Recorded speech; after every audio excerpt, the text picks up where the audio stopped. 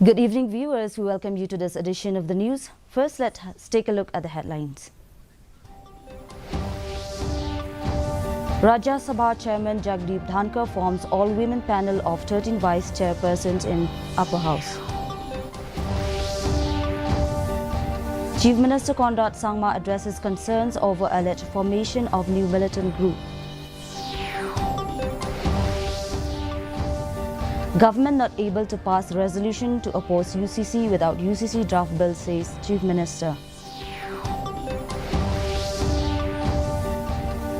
And government plan to upgrade Agya Medhipara Phulbari Tura Road to a national highway, informs Deputy Chief Minister Preston Tensong. Now the news in detail. In a historic move, the Rajya Sabha Chairman Jagdeep Dhankar constituted an all-women panel of vice chairpersons in Rajya Sabha in view of the Women's Reservation Bill. The panel comprises 13 women Rajya Sabha members only for today, as the Rajya Sabha is discussing the Women's Reservation Bill, which is called as Nari Shakti Vandan Abhiniyam 2023. The panel includes P.T. Usha, Jaya Bachchan, Saroj Pandey, Dola Sen, Sulata Dio and Dr. Fauzia Khan. Chief Minister Conrad K. Sangma today addressed concerns regarding the alleged formation of a new militant group called the United People's Front of Karbi Longri UPFKL in the ongoing State Assembly and outlined measures taken by the government to address the situation. The Chief Minister made these statements in response to a call for attention raised by UDP MLA Nujorki Sungo. Sangma also acknowledged a letter from the Giantess Students Movement JSM concerning the matter, and he assured that the government, police and district administration are working diligently to maintain peace in the border areas.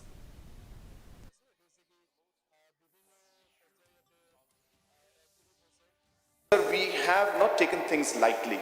We have in fact ensured that our manpower and security forces have been enhanced and tightened in all the police units such as the Sait Sama Outpost, Nartyang Police Station, and armed personnel and special force personnel have been increased in all these locations after these inputs through the media again have come in.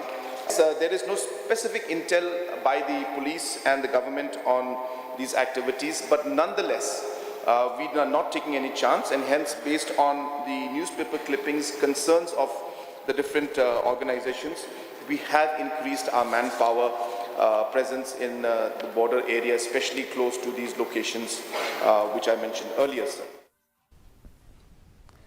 Chief Minister Conrad K. Sangma informed the House that the government cannot pass a resolution to oppose the Uniform Civil Code without knowing the contents of the bill.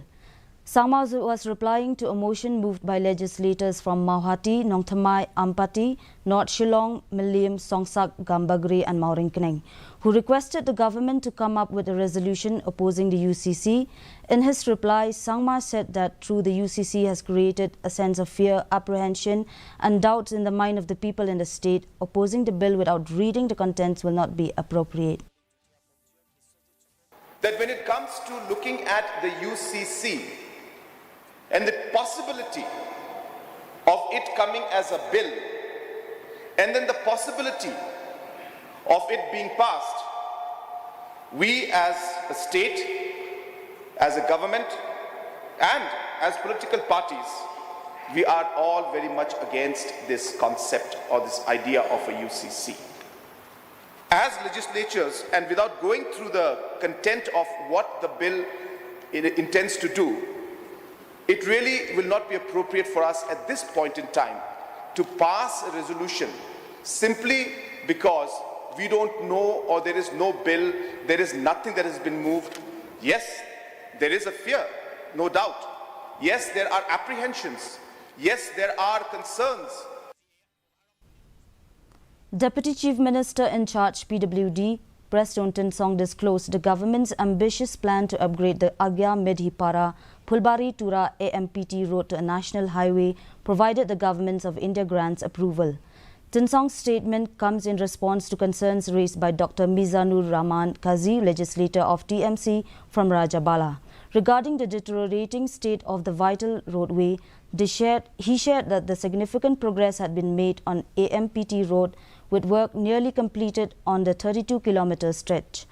Additionally, the ongoing projects under the Northeast Special Infrastructure Development Schemes (NISITS) aims to further improve the road, potentially covering 60 to 70-kilometer stretch once completed. Sir, I think as per my reply, I already mentioned that 0 to 32 kilometers the work is on, it's about to be completed, 32 kilometers. And then again, I've already mentioned about the projects under the scheme NISITS that also about 32 kilometers. The work is still on, and I'm very sure about 60 plus up to 70 kilometers. Very soon, once the project is completed, the road will be okay. Therefore, from the government side, sir, we will take it up with the Ministry of Road Transport. We wanted, in fact, even to convert it into, if possible, if the Government of India agrees, into the national highway. That portion, which is very, very important, the lifeline of that western part of Garo Hills. It's so important. So we will take it up, sir, with the Ministry of Road Transport. Arden Basayomoy, a member of the VPP, has introduced a resolution concerning the Land Transfer Act, suggesting the need to prohibit tribes from outside Meghalaya from purchasing land within the state. In response, Chief Minister Conrad Sangma clarified that there is no inherent violation of the Land Transfer Act. However, he assured that the concern raised by Basayomoy would be duly addressed. Sangma further added that if any violations were observed, the member could pursue legal recourse through the court system.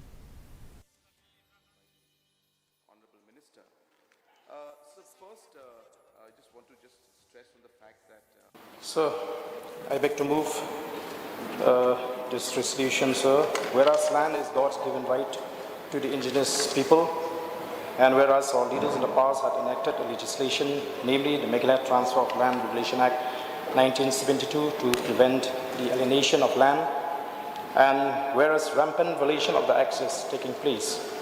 Therefore, this House do now resolve to stop this gross violation of the Meghalaya Transfer of Land Regulation Act 1972.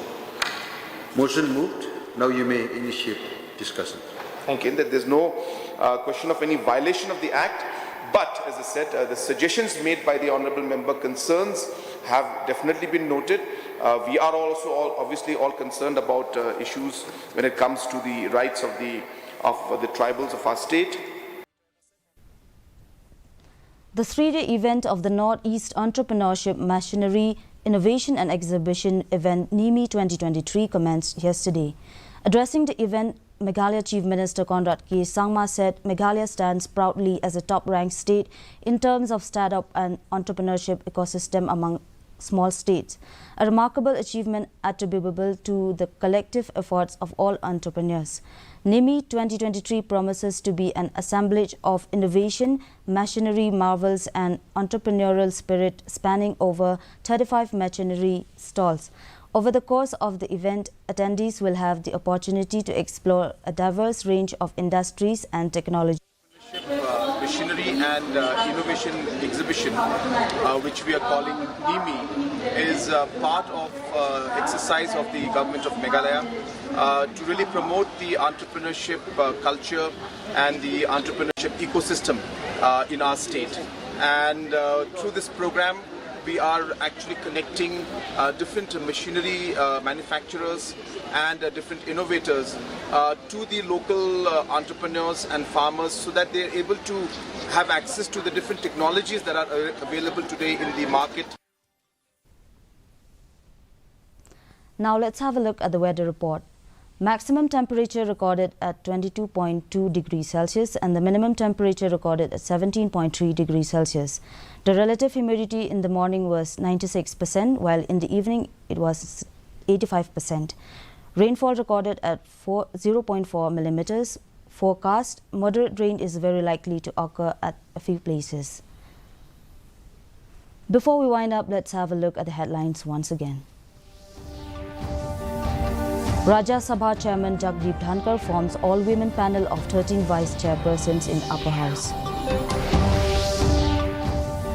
Chief Minister Conrad Sangma addresses concerns over alleged formation of new militant group.